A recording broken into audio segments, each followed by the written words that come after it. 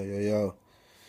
Man, just thinking, man, 2014, just praying to the inner earth and the inner self, and just, really seeking, understanding, man, in 2014, addictions, like everything to every concept, it's levels to this shit, to every concept, you know, and addictions are no different.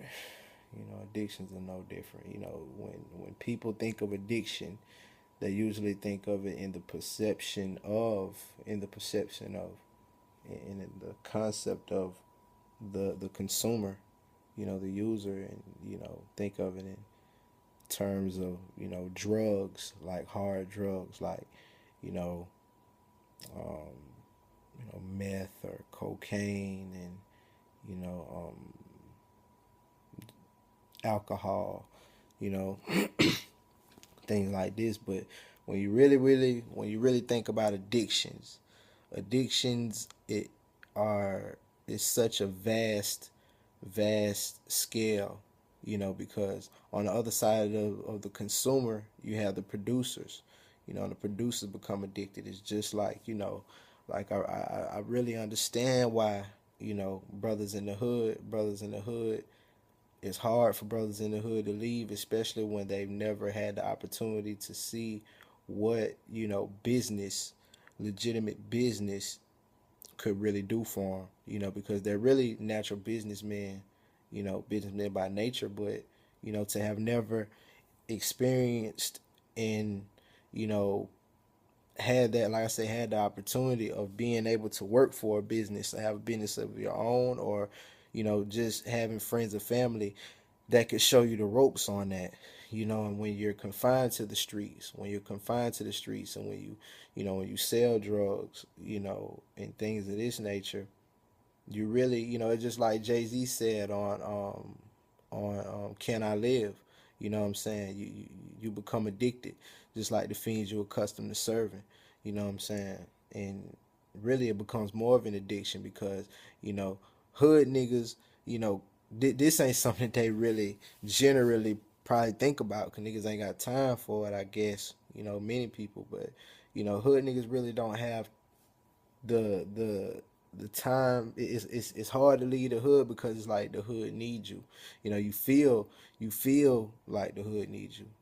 Type shit, and it's the most backwards thing because don't ever feel like that, but that's ultimately the feeling that the hood needs you, and you love your city, you love your hood or whatever, and who else gonna do this, and if I ain't doing it, somebody else getting that money. So many thoughts that come between us and moving forward, and making changes, which is ultimately the calling, you know, and just understand that this is an addiction. That they become addicted, we become addicted, just like the people that they're accustomed to serving. So this is a concept that goes all the way from the streets all the way to the corporate level. You know what I'm saying? Because it's a thing of also keeping people ignorant as well. You People are addicted to keeping other people ignorant because they'll be out of a job, or they'll lose money if this person knows the same thing, type of deal. Just as the same way as just consumption, overconsumption. I think that's a better way to term and sum up addiction, is consumption, and being consumed, and this is really a time for moderation, and balance, cleaning out, fasting, things of that nature, man. All those things.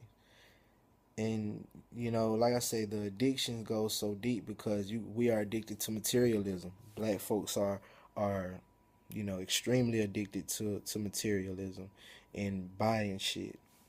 When the main deal is in our oppression and within us. It's just like Dr. Amos Wilson said, like a video I just shared on Facebook, in our oppression, everything that we buy, everything that we are induced to buy and we are enticed to buy is are things that, ultimately keep the system thriving and destroy us as a people, so it's all as simple as where we're putting our money.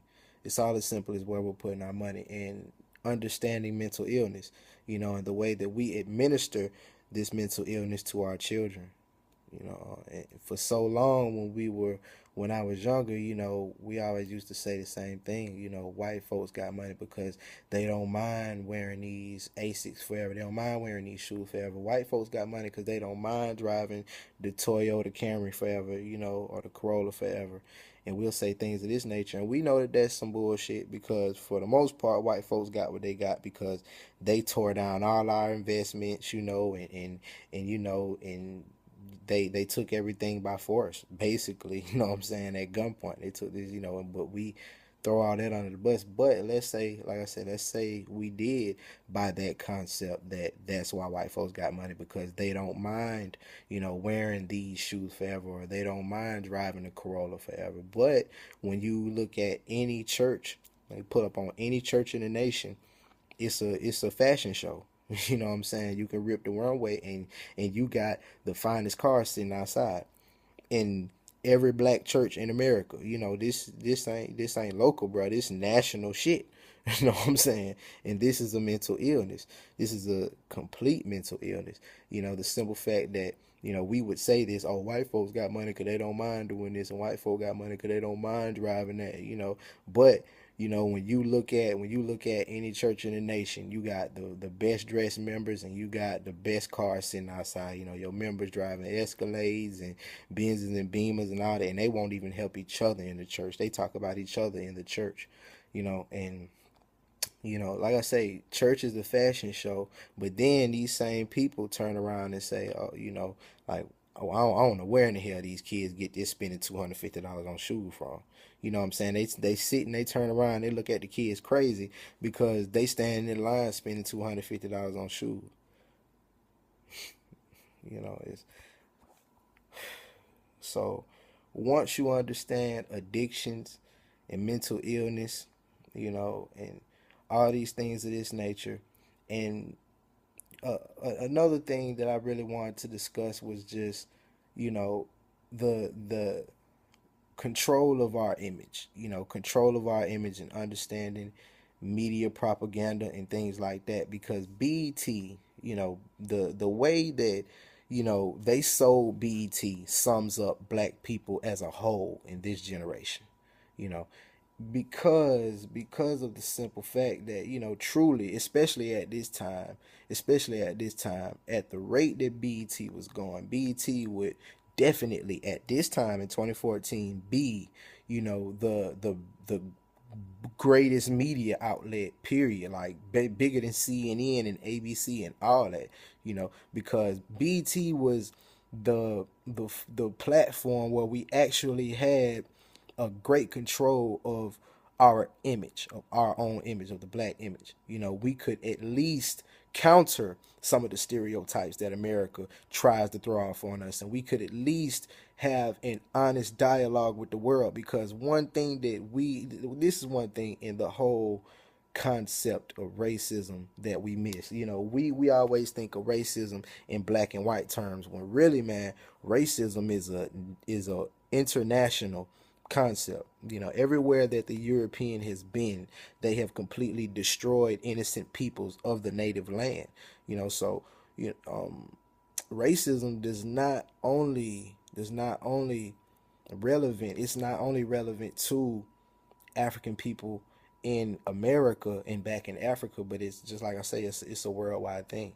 You know, so just understanding and overstanding the sacrifices, man, just the sacrifices made, because it's very important. It's very important that we really keep all these things in mind, man. Keep all these things in mind. You know, real shit, real shit. And That's really what it is, man. That's really what it is. You know.